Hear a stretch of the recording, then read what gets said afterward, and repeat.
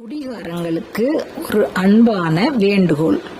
நீங்க குடிக்கிறதுனால உங்களுக்கு எவ்வளவு தூரத்துக்கு தீமைகளான நடத்தை இருக்கிறது என்பதை சொல்கிறேன், கவனமாக கேளுங்கள்.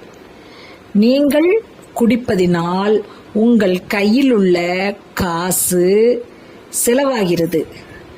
ஆனால் நாட்டில் உள்ள சாராய கடையில் உங்கள் பணம் சேருகிறது.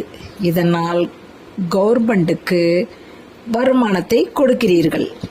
சரி, குடித்துவிட்டு தள்ளாடி கொண்டு வீட்டுக்கு வந்தாலோ இல்லை வண்டியில் ஏறி நீங்கள் பிரயாணம் செய்யும்போது இடையில் போலீஸ்காரங்கள் உங்களை பிடித்தால் உங்களிடமிருந்து அவர்களுக்கு ஒரு அமௌண்ட் வருமானம் செல்கிறது.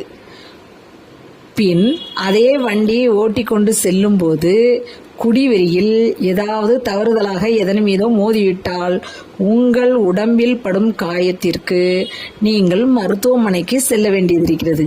மருத்துவமனையில் உங்கள் உடம்பு சரியாக நீங்கள் செலவு செய்யும் பணம் டாக்டருக்கு அதிக வருமானத்தை கொடுக்கிறது. உங்கள் உடம்பு காயம் ஆறும் வரைக்கும் நீங்கள் ஆஸ்பத்திரியில் தங்கும்போது உங்கள் பொன்னான மணி நேரம் உங்களுக்கு நட்டமாகிறது. இதனால் உங்கள் தொழில் நஷ்டம் ஏற்படுகிறது. சரி, வீட்டுக்கு வாரீங்க. வீட்டுக்கு வந்த பின் உங்கள் உடம்பை தேத்துவதற்கு வீட்டில் சில பழங்கள் மற்றும் மருத்துவ பொருட்கள் வாங்க வேண்டியதிருப்பதினால் மெடிக்கலுக்கு நீங்கள் பணம் தருகிறீர்கள். உங்கள் உடம்பை தேற்றுவதற்காக பழங்கள் வாங்கும்போது பழக்கடைக்கு அதிக வருமானத்தை கொடுக்கிறீர்கள். இதனால் உங்கள் கையில் உள்ள பணம் மிக அதிகம் செலவாகிறது. சரி, செலவை பற்றி விட்டுருவோம். செலவான பணத்தை நீங்கள் எப்படி திருப்பி ஈட்டுவீர்கள் என்பது உங்கள் மூளைக்கு பதிய வேண்டும். அதிக உழைப்பை கொடுக்க வேண்டும். அதிக உழைப்பு கொடுப்பதற்கு உங்கள் உடம்பில் இரத்த ஓட்டம் சரியாக இருக்காது. புண் காயங்கள் இருக்கும்.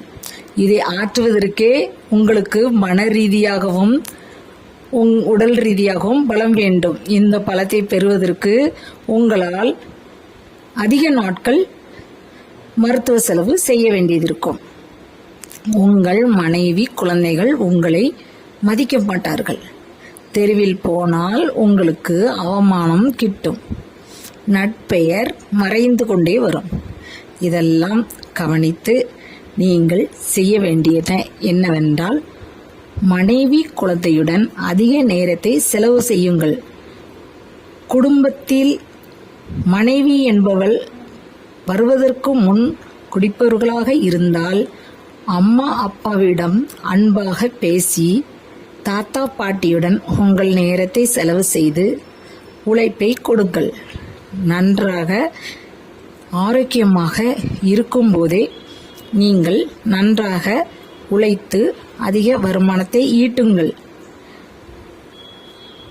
கல்யாணம் முடிந்த பின் உங்கள் மனைவியுடன் அன்பாக பேசுங்கள். குழந்தை பெற்ற பின் குழந்தையுடன் அதிக நேரத்தை செலவிடுங்கள். சேமிப்பு எப்போதும் உங்கள் கையில் இருக்க வேண்டும். இன்பமான வாழ்க்கை என்பது அமைதியாக நம்முடன் இருப்பவர்களுடன் அன்பாக பழகி நிதானமாக வாழ்க்கையை ஓட்டுவதுதான் வாழ்க்கை. இதை தவிர்த்து நீங்கள் குடிப்பதினாலோ சீட்டு விளையாடுவதனாலோ உங்களுக்கு எந்த பயனும் கிடைக்க போகிறது இல்லை. மானமுடன் நட்டப்படாமல் சந்தோஷமாக வாழ வேண்டும் என்றால் குடும்பத்தாருடன் நன்றாக பழகி பேசி சிரித்து உழைத்து பெருமையுடன் வாழ வேண்டும். இதுதான் நான் சொல்லும் சிறிய அறிவுரை. சிவசிவ.